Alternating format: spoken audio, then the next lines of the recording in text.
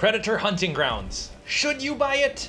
For those of you who are hardcore Predator fans, this should be a no-brainer purchase, but for those of you who are still on the fence, let me help you make that decision by showing you what the game is all about.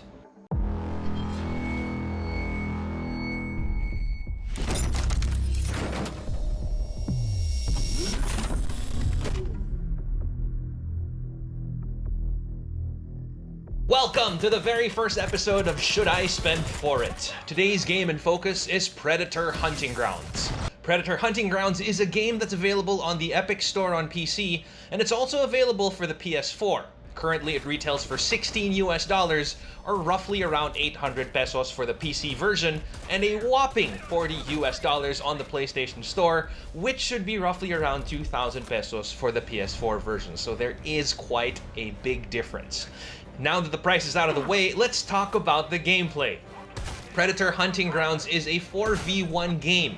It's a team of 4 playing the elite human fire team sent out into the jungle to do some pretty random stuff, ranging from blowing up pipelines, taking surveillance photos, hacking into computers, and killing specific NPCs. Each map you're dropped into is moderately sized with 3 main insertion zones, which your team votes for at the start of each round. Now there's a spattering of AI-controlled bad guys all over the map, and while in big groups they can pose a significant threat, most of the time they just serve as hindrances and distractions from the main villain in the game. That villain being the human-controlled Predator. Before you even get into the game, this is a strictly multiplayer-only game. There's a quick tutorial you can play on your own, but only as the Predator. It basically serves as a guide for you to figure out the different Predator abilities like cloaking and Predcore, which is the Predator version of parkour, and how to effectively stalk your prey. Now, before you get into any match, you pick out whether you want to play as a member of the fire team or as the Predator. There's also a no preference option if you're just generally indecisive. Quite obviously, the queue to play as a Predator takes quite a bit of time, averaging around a 4 to 7 minute wait time, whereas matchmaking in a fire team will usually take around 20 to 40 seconds. Matchmaking does have its issues sometimes, but it's good to know that crossplay for this game is enabled, so you have a bigger pool of people to play with. What's great about this game is that coming into it, you'd think that playing as a Predator is the game's main selling point. But I was pleasantly surprised that I actually enjoyed being a member of the human fire team. Aside from the shortened wait time, it's actually pretty rewarding to play as a human in the game. There's a lot of fun blowing people's heads off as the game is actually quite brutal.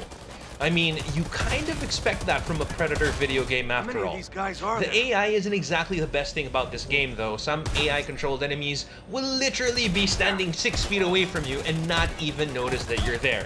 But for the most part, they do their jobs. What makes it really exciting is when you hear the creepy gurgling sounds of the Predator.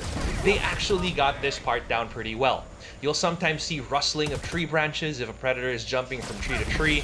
You'll even hear sparks if they start walking on water, just like how they usually do in the movies. If you're playing against an experienced Predator, it really heightens the value of the game.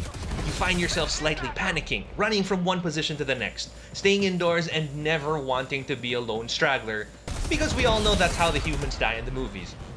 But the game's greatest strength can also be its greatest weakness. If you encounter a new Predator, the game is basically an FPS on easiest difficulty, with you just running from point A to point B, casually shooting AI baddies between the eyes.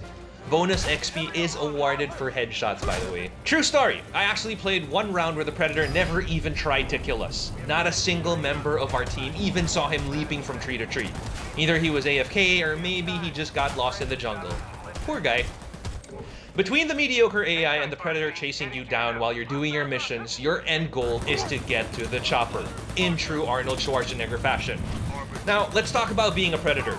You'd think that this would be so easy to do because Predators generally seem to be overpowered in the movies, but it's actually a lot harder than you think. The Predator has 2 gauges you have to watch out for, the energy bar and the health bar.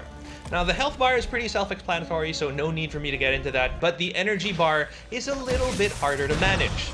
Turning on specific devices like the Predator's heat vision drains the energy bar by a little bit.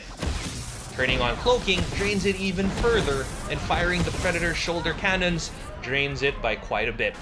Contrary to what we see in the movies, it takes more than just one shoulder cannon hit to kill off a human fireteam member. Oftentimes, you'd have to get in a little closer to do some real damage. The trade-off there is that if the fire team you're up against has a tendency to stick together, then you've got 4 guns barreling down on you, and that actually hurts quite a bit. Once you've successfully brought down a member of the fire team, there's also an option to finish them off. If you don't, then the rest of his squad can come to the rescue and bring him back to life, over and over and over and over again. If you choose to finish him off and take his spine and skull as a trophy, it also leaves you defenseless while you relish in the gore. Ultimately, it all boils down to how you choose to hunt. You can come down from the trees to take down a member of the fire team and retreat back into the branches like the little bitch that you are to restore a bit of lost health while they try to bring him back up and then just do the same thing over and over again. You can even wait for them at the chopper extraction point so they're all nicely bunched up together. Or you can just watch the fire team from afar and fulfill your voyeurism needs. Now you're probably thinking that this all gets a little repetitive after a while, and you're right, it does. It kinda does. But they try to combat this with unlockable items depending on your level. Both the fire team and the predator have unlockable perks, weapons, and utility items down the line, ranging from a minigun for the humans, a bow for the predator, and a bunch of other cool weapons on both sides. All in all, for what it offers, $16 isn't a bad price to pay for the fun that you can get out of this game. Though honestly, I'd kind of think twice about getting it on the PS4 with a $40 price tag. Maybe with more game modes on the horizon, it'd kind of justify the $40 price point, but if you had the option, just go for the PC version. So, are you getting the game for yourself? If you already have it, what do you think about the game? Have you started rewatching the Predator movies like I have just because of this game? Let me know in the comment section. And if you enjoyed this video, do me a favor and hit the like button and subscribe to the channel as well so I can keep on coming up with videos just like these. Till next time.